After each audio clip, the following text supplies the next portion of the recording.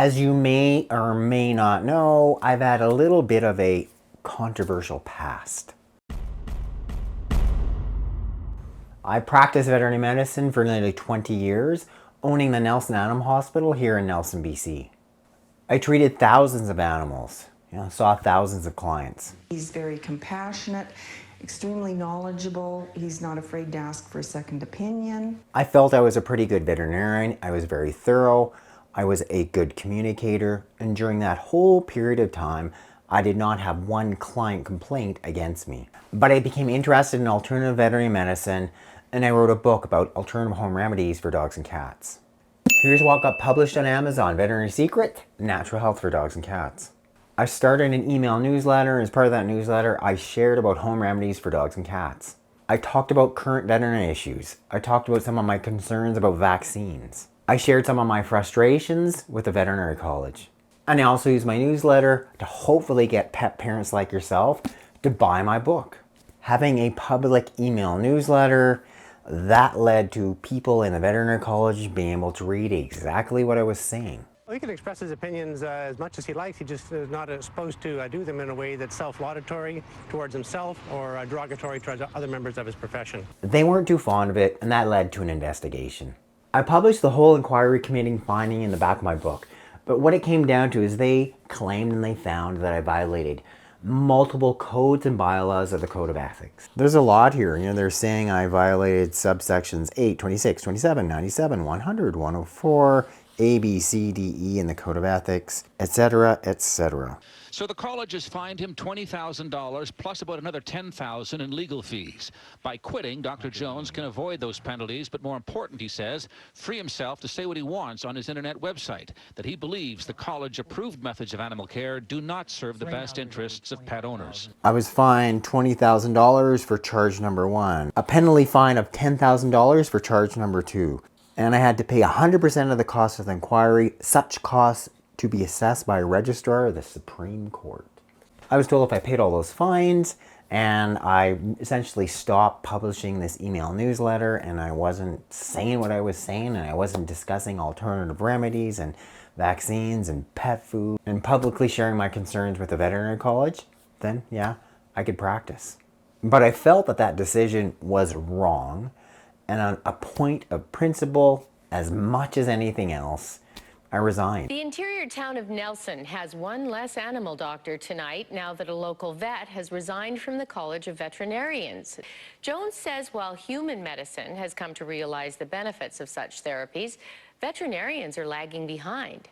A few years later, I was featured on ABC's news show 2020. Throughout his career, Jones says he discovered a dark reality about some veterinarians in the U.S. and Canada, including himself. So for instance, seeing a dog that has a little bit of tartar, then I might say, I think your dog should have a dental cleaning. Obviously more profitable for the practice.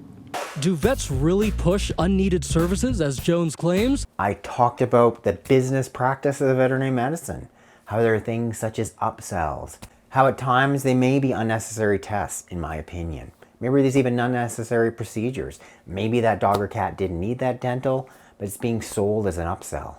I actually felt it was a fairly balanced segment, but if you look at in light of what's happening now in veterinary medicine, actually seems fairly tame.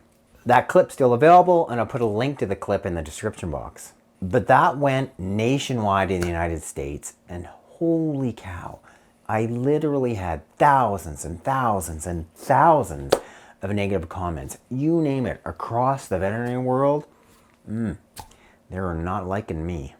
When I resigned from the College of Veterinary Medicine in 2010, I had a couple of big negative commentators. A veterinarian that published the blog SkepVet said that selling secrets and lies finally pays a price for Dr. Andrew Jones. And then after that 2020 piece, I lost track of the amount of hate comments. The number of negative comments, substantial. Why is it? They're just a group of some of the conservative veterinarians, i.e. the veterinary establishment, that just isn't so happy with me. I am being critical of certain conventional veterinary practices. For years, I've been sharing my concerns about dog and cat vaccines, criticizing so many of those veterinary foods, the ones that they claim are science-backed and so good for your dog, or i.e. so good for your cat.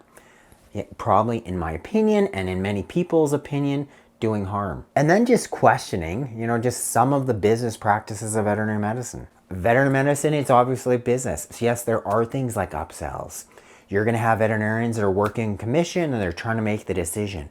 Should I recommend that we do X procedure, another diagnostic test with this cat or not? But if we do that, guess what? I'm going to get my extra 25%.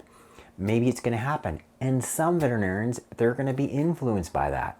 If any of you have ever been in recently to ever had your dog or cat's teeth cleaned, you know just what I'm talking about. It's so easy now to go in, have 1 or 2 little teeny incisors extracted, get a dental scale and polish, and there you've got a bill exceeding $1,000. $1,000? It costs far less to go see the human dentist. And does that make any sense? So yes, I'm going to question that. I'm going to question the ethics of how you can just focus only on those who can afford this sort of extreme high-end veterinary care and leave so many other people with sort of minimal, if any, veterinary care. Like, how is that right? How is that ethical? And there's no way at all, that's going to fit into the veterinary oath where we claim to say that our goal is to relieve animal pain and suffering. I talk a whole lot about alternative home remedies for dogs and cats. There's a bunch of science-based veterinarians which are not super keen on those alternative home remedies.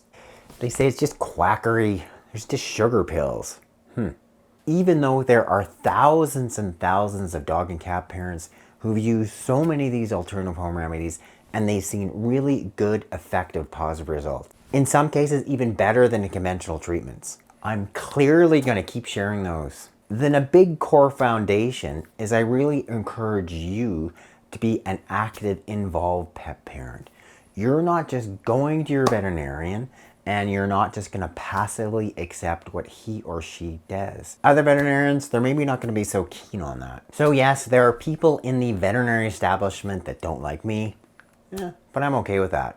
I sure can't please everybody. I've since developed relationships with other veterinarians which are passionate about holistic veterinary care, and they're supporting what I do. And things have sure changed a lot in the last 10 years. Our YouTube channel, we maybe had 1,000 subscribers. Now we have nearly 1 million. Like, holy cow. Our business has grown a lot. We have an array of different supplements, and I have so many positive, supportive pet parents like yourself. So yes, you can probably see why some in the veterinary establishment don't like me. Thanks so much for watching this edition of Veterinary Secrets of Why the Veterinary Establishment Doesn't Like Me, Dr. Andrew Jones. Click up there to subscribe, hit the bell to sign up for notifications, then when you click that link directly in the box below, I can send you a copy of my free book. Jones says what ultimately drives pet owners to pay up is their deep love for their animals. Do you think some vets take advantage of pet owners who just really don't know any better? Of course, because you can. Because you're preying on their emotion. Not just going to veterinary clinic, they're going to a business. So start to really question stuff that is recommended or advised, and you really can, take charge of your own pet's health.